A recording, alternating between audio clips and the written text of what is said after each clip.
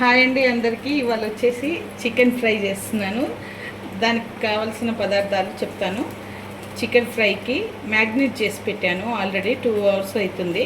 దాంట్లో 4 స్పూన్ల కారం వేసాను, 2 స్పూన్ల సాల్ట్, అల్లం వెల్లిపాయ పేస్ట్ 1 స్పూను, పసుపు సగం స్పూన్ వేసాను, ధనియాల పొడి వేసాను, గరం మసాలా చికెన్ మసాలా వేస్తాను, లాస్ట్కి వేస్తానండి. అది ఎవరెస్ట్ చికెన్ మసాలా లాస్ట్కి వేస్తాను. ఇప్పుడు తయారు చేసే విధానము, బాండ్ పెట్టుకొని ఒక 3 స్పూన్స్ ఆయిల్ వేస్తున్నాను.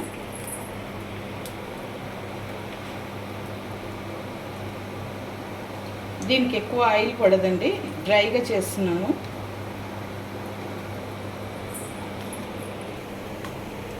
దీంట్లో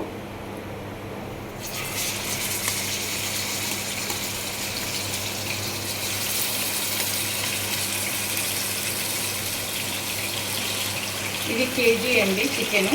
కేజీ చికెన్కి నేను ఇంత క్వాంటిటీలో చేస్తున్నాను. ఇవన్నీ ఇట్లా వేస్తున్నాను.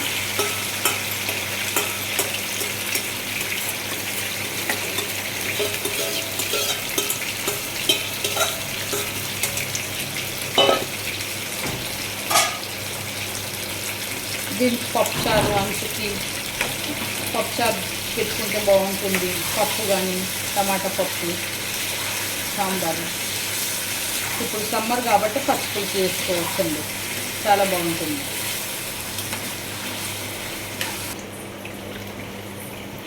ఇలా మధ్య మధ్యలో కలుపుకుంటూ ఉండాలండి.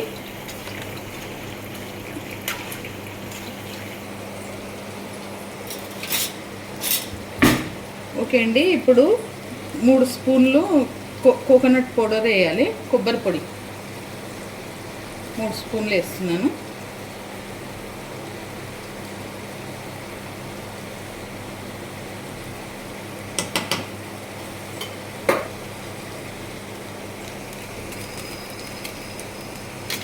ఎవరెస్ట్ మసాలా ప్యాకెట్ 1 వేస్తున్నాను.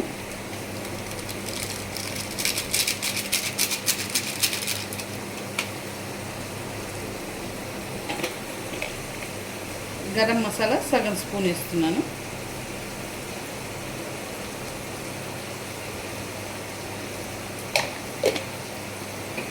ఇవన్నీ వేసుకొని కలుపుకోవాలి. కలుపుకొని కొత్తిమీర వేసేసుకోండి.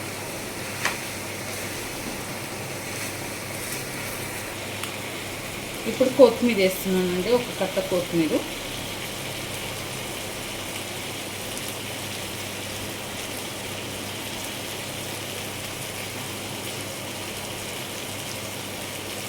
ఒక 5 మినిట్స్ 10 మినిట్స్ ఆగి బంద్ చేసుకోవడమే, అది డ్రై అవుతుంది చికెను.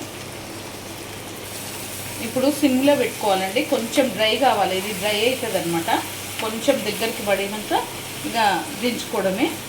సిమ్లో పెట్టుకుంటున్నాను. ఒక 10 మినిట్స్ సిమ్లో పెట్టుకుంటే సరిపోతుంది.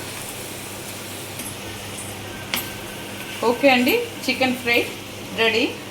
మీకు కనుక ఈ రెసిపీ నచ్చితే లైక్ చేయండి, షేర్ చేయండి, కామెంట్ ఇవ్వండి, సబ్స్క్రైబ్ చేయండి. చాలా బాగుంటుంది. పప్పుచారు అంచుకు కానీ, సాంబార్కి కానీ, రసానికి కానీ అన్నిటికీ బాగుంటుంది. ఇంట్లో ఒకసారి ట్రై చేయండి.